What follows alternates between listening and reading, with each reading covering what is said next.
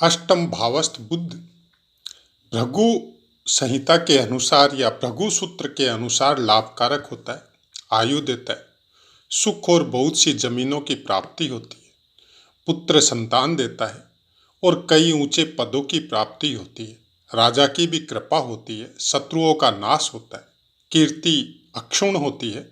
अष्टमेश अगर बलवान हो तो दीर्घायु होता है। बुध उच्च शुभ ग्रहों से युक्त और स्वग्रह हो तो दीर्घायु होता है। वह शत्रु ग्रह की राशि में हो, नीच या पाप ग्रह के साथ हो तो आयु में जरूर कुछ न कुछ संशय बना रहता है। चूंकि हम लोग मिथुन लग्न की चर्चा कर रहे हैं तो उस लग्न के अनुसार पहले के अगर पाठ आप कंटिन्यूअस सुनते आ रहे तो उसके अनुसार मिथुन लग्न में बुध लग्नेश होता है, चतुर्थ स्थान का स्वामित्व भी इनको प्राप्त होता है। जब दो दो स्थानों का या दो केंद्रों का स्वामित्व लेके बुध देव जब आपके अष्टम स्थान में विराजमान होते हैं तो शुभ और अशुभ दोनों ही चीजें, बाकी ग्रहों का साथ या बाकी ग्रहों से दूषित, वो सब चीजों का असर बुध देव पे, चाहे आप किसी भी स्थान में आपका बुध ग्रह विराजमान हो, उसको पड़ता है। जैसे चंद्रमा अच्छे ग्रहों के साथ अच्छे फल और पापी या क्रूर ग्रहों के साथ उन्हीं के अनुसार फल, वैसा ही बुध देव का स्वभाव है। ज्योतिष शास्त्र में इनको कुमारावस्था प्राप्त है तो उसी के अनुसार जिनकी संगत में ये रहते हैं, जैसे बच्चा जिसकी संगत में रहता है उसी अनुसार अपने फलों को या अपने जीवन को निर्वाह करने की कोशिश करता है। ग्रहों का भी मोस्ट प्रोबेबली वैसा ही स्वभाव होता है। अब ग्रह के लिए किसी भी ज्योतिष में अगर हम लोग देखने जाते हैं तो सबसे ज़्यादा थोड़ी अच्छे से रिसर्च आपको चंद्रमा या बुध के विषय में करनी पड़ेगी।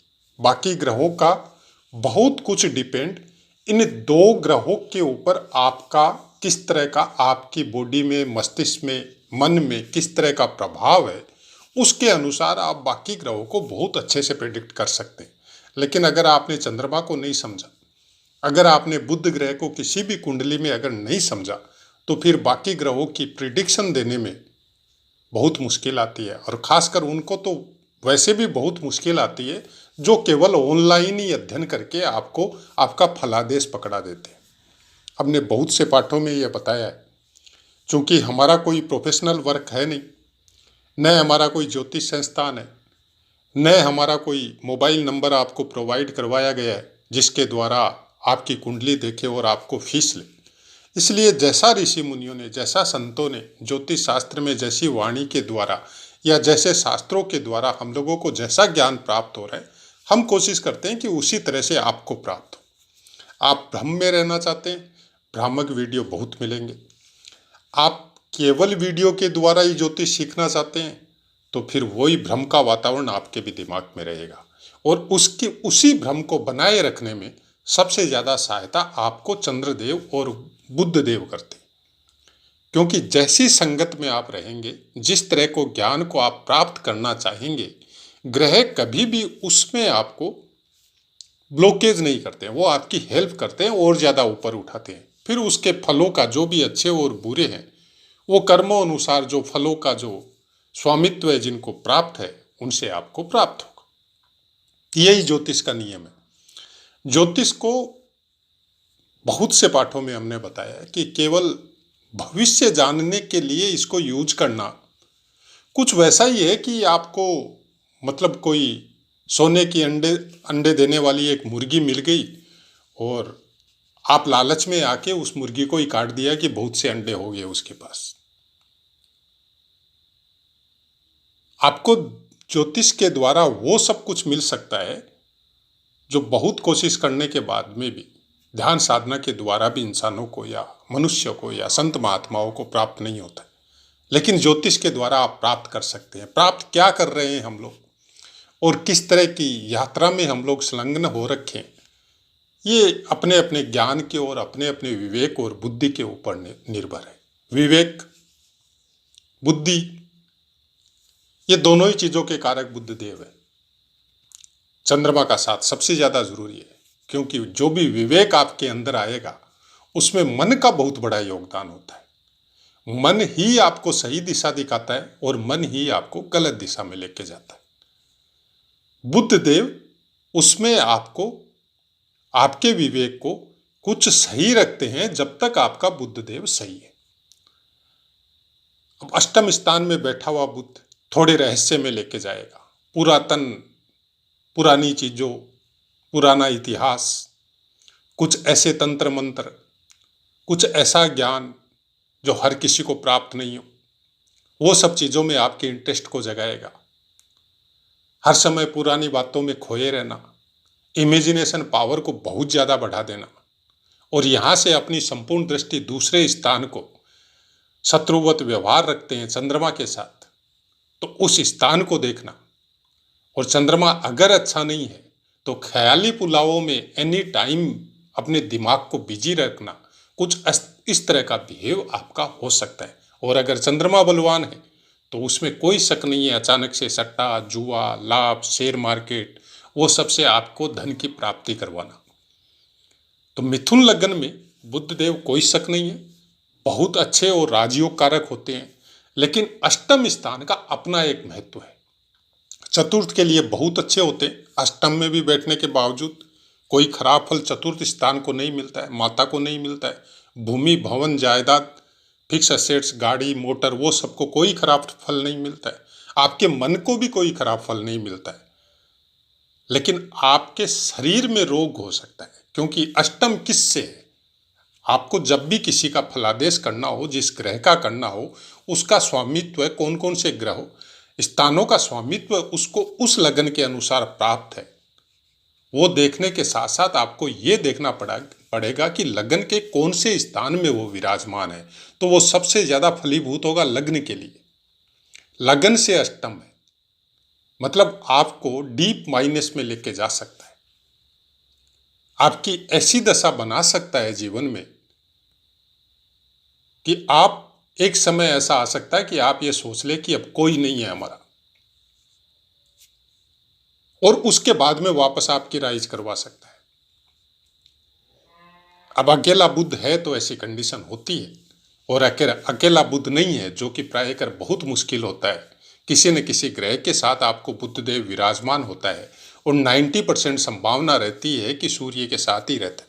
सूर्य के साथ रहने से बुद्ध देव को दोष नहीं लगता है। अगर अष्टम स्थान में भी सूर्य के साथ विराजमान है, या सूर्य से 10-15 डिग्री के अंदर में ही है, तो फिर इतना खराब फल अष्टम स्थान को प्राप्त नहीं होता है। उसके बनिस्पत उल्टा बहुत अच्छा फल प्राप्त हो जाता है।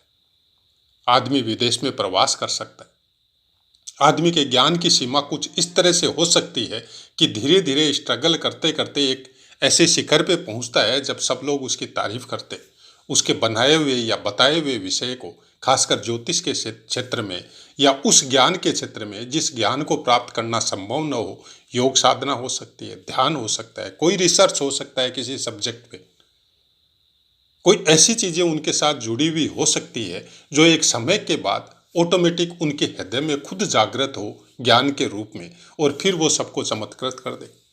कोई ऐसा स्टडी कर रहा है जिसके अंदर आपको पृथ्वी से संबंधित, जो पृथ्वी के भूगर्भ में जो जो चीजें छुपी हुई है, उसका एक अलग से इंजीनियरिंग सेक्टर होता है, उसमें उस ज्ञान में ऐसी रिसर्च इनके द्वारा हो सकती है जो भूकंप के बारे में हो, जो कोई और विषय के बारे में हो, और उनके उसके अंदर इनको कुछ ऐसा नाम या ऐसा मेडल मिल जाए कि नई रिसर्च के द्वारा ये पूरे वर्ल्ड में फेमस हो जाए। जब सूर्य का साथ होता है तो ऐसा भी हो सकता है। बाकी ग्रहों का साथ कोई शक नहीं है, सब कुंडली में एक ग्रह या 2 ग्रह से कुछ नहीं होता है, सबके सब 9 ग्रहों का अपना इफेक्ट होता है पूरे जीवन पे और पूरी कुंडली पे।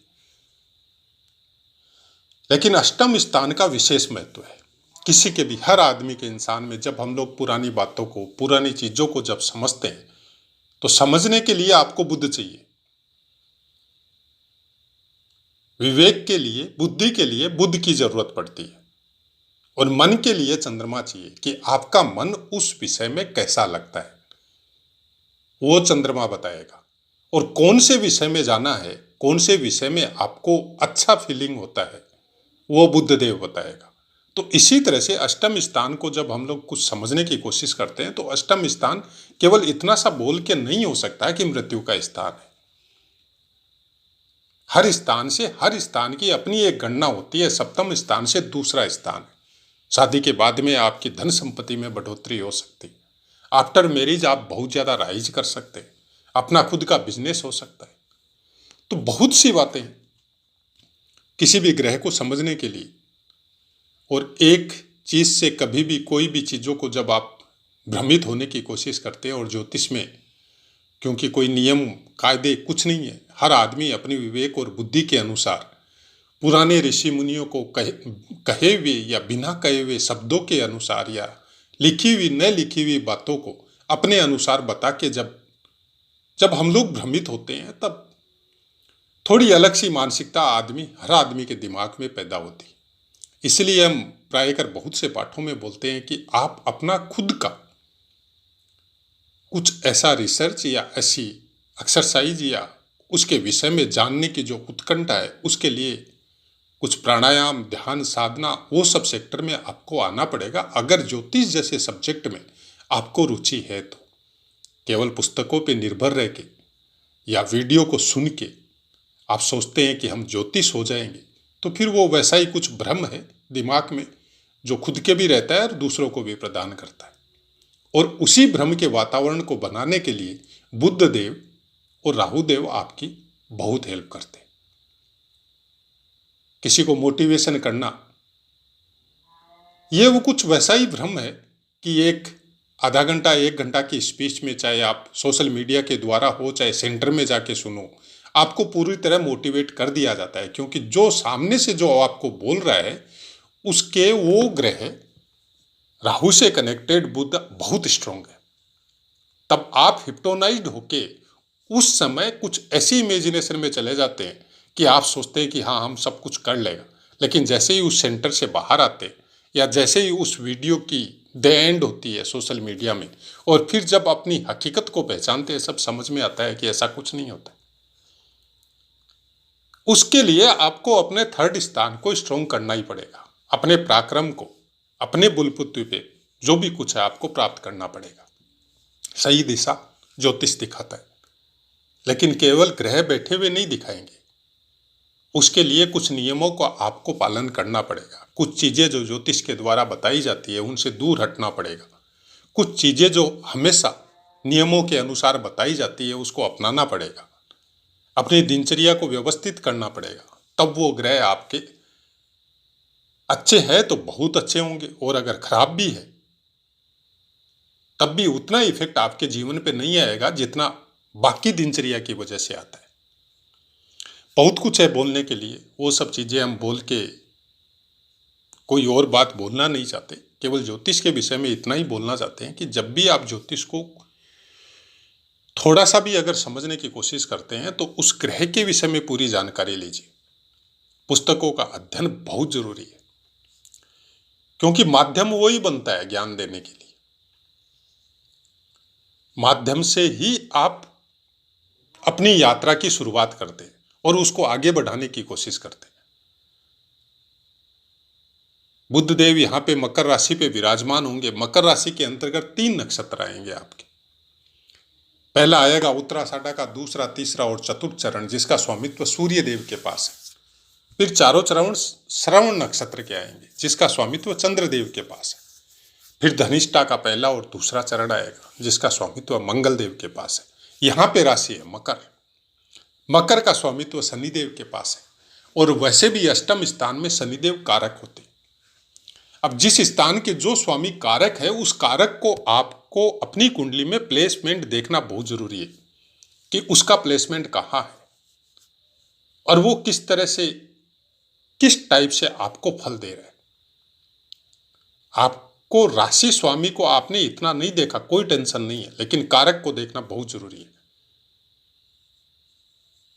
अगर स्थिर कारक आपका अच्छा प्लेसमेंट है तो अष्टम स्थान आपका सेफ हो गया, वहां पे कोई प्रॉब्लम आपको क्रिएट नहीं होने वाली है। फिर बुध देव का फल 90% अच्छा हो जाता है, क्योंकि लग्नेश भी है। तो लग्नेश मोस्ट प्रोबेबली अच्छे ही फल देता है। कई जगह में जब पाप ग्रह से युक्त हो या कोई दृष्टि से युक्त हो, या वो कारक जो है जहां पे वो बैठा है वहां का कारक स्वामी जो है, स्थिर कारक जो है, वो अगर गलत प्लेसमेंट में है तो फिर उस ग्रह के लिए थोड़ी प्रॉब्लम आती है। नक्षत्रों का बहुत बड़ा योगदान है और सब नक्षत्रों के बारे में डिटेल से बहुत से पाठ हमारे दिए हुए इस चैनल पे, समय निकाल के अगर सुनने की कोशिश करेंगे तो शायद हो सकता है आपकी यात्रा बहुत अच्छी हो ज्योतिष में। जिस भी नक्षत्र पे विराजमान है उसके अनुसार उसका नवमांश भी है जो आपको प्रोवाइड करवाया जा रहा है, तो उसके अनुसार भी समझने की कोशिश कीजिए। ज्योतिष में केवल जिस स्थान पे बैठा हुआ है उसी से संबंध में अगर लग्न कुंडली के अनुसार आप फलादेश करने वाली प्रवृत्ति में जाएंगे तो कुछ भी नहीं मिलेगा।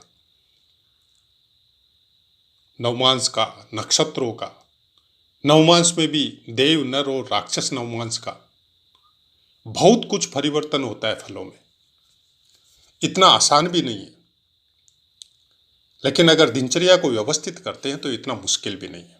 हाँ, हम लोग सोचे कि आज के कलयुग के ज़माने में, इस युग में जो हमारे प्रवर्तक थे, जो हमारे पूर्वज थे, जिन्होंने इस शास्त्र की रचना की, उसके समकक्ष हो जाए,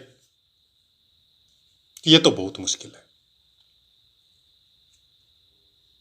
उनका अगर 1% भी हो जाए तो बहुत बड़ी बात है। और हम चर्चा अगर ये करने लग जाए कि अपने अनुसार सूत्र बना के उसको समझाने की कोशिश करने लग जाए, तब फिर भ्रम के अलावा कुछ नहीं मिलता है ज्योतिष में। और ज्योतिष आपको भ्रम से निकालने के लिए उन ऋषि मुनियों ने शास्त्रों के रूप में आपकी दिनचर्या में उन ग्रहों को व्यवस्थित कर दिया था। पुराने समय की दिनचर्या अपने बुजुर्गों की जब हम लोग देखते हैं और आज जब वो उपाय सुनते हैं कि कोई ग्रह आपका खराब है तो आप ये काम कीजिए, और जब बुजुर्गों की दिनचर्या देखते हैं तो उनकी तो दिनचर्या में शामिल थी ये बातें। तो ऐसा ही कुछ है हमारा समझने का और समझाने का तरीका।